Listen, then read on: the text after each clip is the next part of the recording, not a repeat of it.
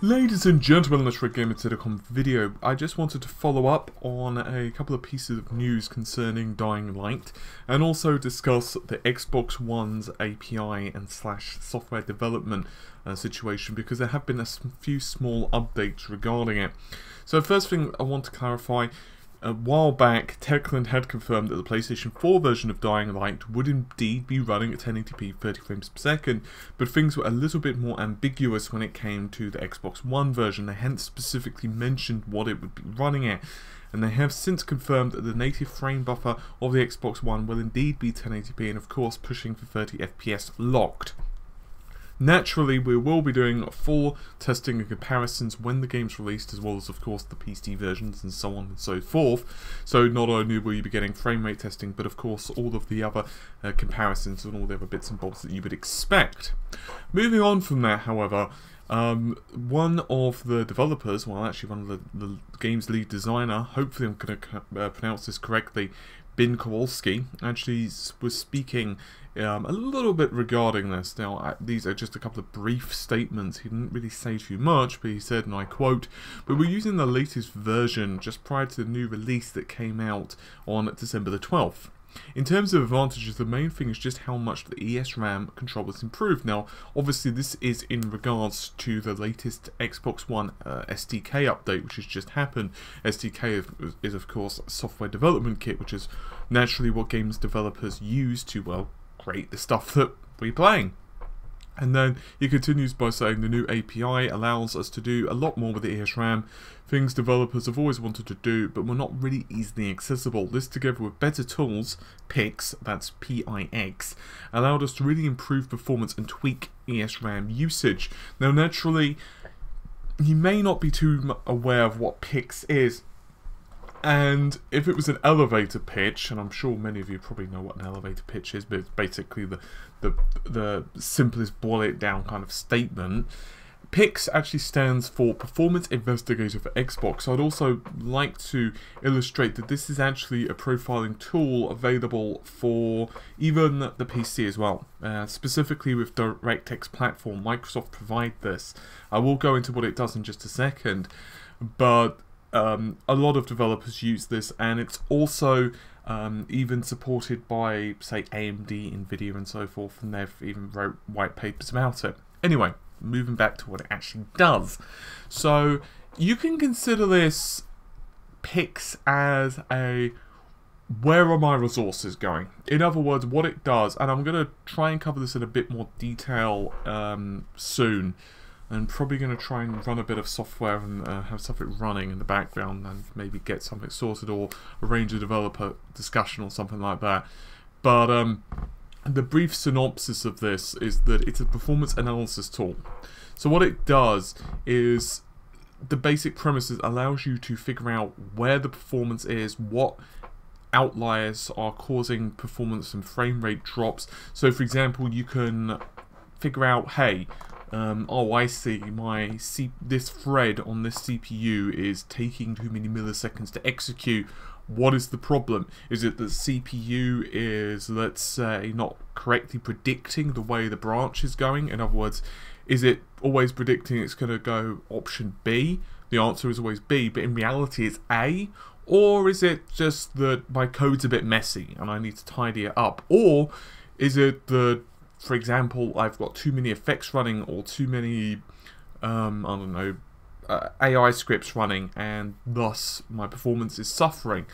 Or do I need to further multi-thread things? In other words, you know, do I need to kind of break things up? Maybe, say, Core 3 isn't running too much. Maybe it's running at only 85% fully loaded, and the other cores on this section are running 100%. So hey, maybe we can offload some stuff on Core 1. This is particularly important, of course, when we're dealing with PC with those DirectX issues, which of course are prevalent in DX11, but naturally are not going to be so much of a big deal when it moves to DX12, when DirectX, in terms of the rendering and dispatching draw calls to the GPU and so forth, is going to become more multi-thread orientated. Furthermore, this allows you to profile the GPU. So for example, hey, what's taking a lot of time? Is it, for example, compute, which obviously, you know, it's becoming more of a thing now in GPU rendering. You know, GPUs are being asked more and more and more, hey, we need you to do X. You can also do things such as figure out, what about drawing vertices or basic polygonal meshes and stuff like that, like what percentage of the GPU usage is being used for that. And of course, naturally, you can kind of check the frame rates, you can see where memory usage is going, and so on and so forth. And this really gets you kind of a better and a more deep understanding of what's going on with your code, because if you're kind of writing something, it's like if you've ever used like a 2D image editing software like Photoshop, and you've kind of worked very closely, let's say you're working on a large image and you're working like 300% zoom, just for example, and then you kind of zoom and you think, oh, that looks pretty good, and then you zoom out 100%, you're like, oh shit, actually no, that is kind of crap, I didn't actually color match that at all, and then you have to kind of redo it. And naturally the same thing can also be said for numerous other things. If you're like a sculptor or whatever, you kind of just focus on one little detail, and then when you take the whole thing in, you could actually figure, actually that doesn't kind of work.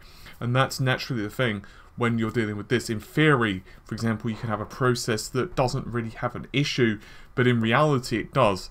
And so most of the time when these instructions are being executed, they have to be executed within a certain time frame. In other words, at milliseconds or CPU or GPU cycles. In other words, how long it actually takes for a GPU to process a command. And that's why, of course, naturally, when developers are pushing for 30 frames per second rather than 60, that's naturally the reason, because 30 frames per second inherently gives the GPU of an application twice the length of time to render a scene or whatever it has to do than 60, because obviously that's just kind of how it works, and it can become a little bit complicated.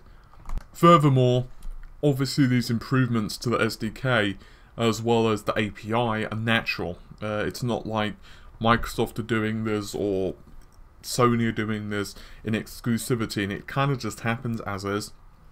Things are a little different when it comes to consoles compared to a PC. PCs are very unique in that there are a multitude of different companies which really are responsible for the ecosystem, shall I say. For example, let's just use the AMD, let's actually not even use AMD, let's use Nvidia, Intel and Microsoft is one example, just because it's going to give too many different kind of things juggling otherwise. But even those guys, you've got various CPU instructions which maybe Intel will introduce, and of course naturally you've got optimizations in terms of multi-threading and so forth, which AMD did help pioneer, and you're now starting to push towards x64, which is kind of built in now, as well as other CPU type of instructions. You've got GPU and performance and drivers, which of course is from Nvidia, and that's kind of the thing. For example, if you've got a GPU, for example, let's just say a GTX X, whatever that is, then obviously when a new game's released, Nvidia will almost invariably release a new driver which will improve performance, particularly of AAA development games, and of course AMD are the same, and so forth and so forth, and you've got this rather large ecosystem which helps to feed in. That's not the case with a console development. With console development, it's pretty much down to two parties. It's down to either Sony, Microsoft and Nintendo, and the game studio. So in other words, if, just for example, taking Sony for a second, if it's Sony producing a title for the PlayStation 4, it's down to them to produce the SDK and API updates and whatever else they need to do to make sure that system improves things, and obviously maybe even release an OS update as well. And naturally, it's then down to the studio to make use of that hardware to the best of their abilities. So it kind of gets a bit complicated. So that's one of the reasons, naturally, that many in the PC industry are looking forward to the new versions of DirectX, when, of course, as I mentioned earlier, becoming increasingly multi-threaded. And naturally, that does extend to a degree to the Xbox One, where we're waiting for more DirectX 12 extensions to become kind of part and parcel of the API, We do know that there is some DX12 code already embedded into the Xbox One's API. However, we're uncertain just how much it's going to change as DX12 kind of matures a little bit and becomes more in tune with the PC platform, so to speak. And naturally, we've discussed some of this stuff anyway. But if you do need more information, you can go ahead and check redgamertech.com, and there's a couple of articles there. You can just search DX12 or DirectX 12, whatever your heart may desire, and there's a lot of info. Anyway, I'll be covering the Steam sale later on today, either today or tomorrow, depending on the internets. He says, oh wait, no, Halo's about 90-ish% installed, so assuming everything goes well, I'm going to try and get a bit of multiplayer footage up, or at least something up today in regards to Halo. I'm not quite certain what it will be. It might just be a little bit of footage, it might just be kind of looking for the options menu or whatever. If not, that'll slip until tomorrow, so it kind of depends on the status of Xbox Live and so on and so forth. And for regular viewers, and I'm sure there are a couple of you out there who are watching this, wondering where my videos have been recently in terms of the tech. Obviously, with Christmas and so on, to be honest with you, I just want to kind of relax, decompress mentally. So that's why things have been a little bit slow.